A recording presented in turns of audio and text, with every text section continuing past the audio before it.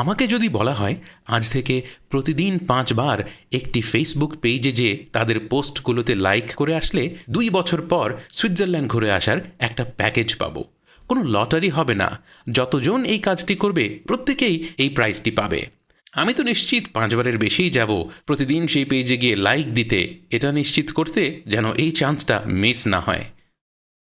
আল্লাহ সুবহানাহু ওয়া তাআলা আমাদের তেমন একটি সহজ প্যাকেজের সন্ধান দিয়ে রেখেছেন, তবে সেটা সুইজারল্যান্ড যাবার জন্য নয়, বরং জান্নাতে যাবার জন্য।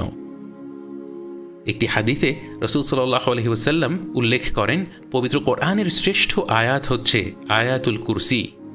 আরেকটি হাদিসে তিনি বলেন, যে ব্যক্তি প্রতি ফরজ সালাতের পর আয়াতুল কুরসি পড়বে তার জান্নাতে যাওয়ার পথের একমাত্র বাধা হলো তার মৃত্যু, অর্থাৎ সে মারা যাওয়া মাত্র তার জান্নাতে যাওয়ার পথে আর কোনো বাধা থাকবে না। আসুন আজকে থেকেই, এই মুহূর্ত থেকেই 5 ওয়াক্ত নামাজ পড়ার এবং প্রতি নামাজের পর 2 মিনিট সময় নিয়ে আয়াতুল কুরসি পড়ার নিয়ত করি। মুখস্থ নেই, ইনশাআল্লাহ দেখেই পড়ে নেব, কিন্তু পড়ব অবশ্যই।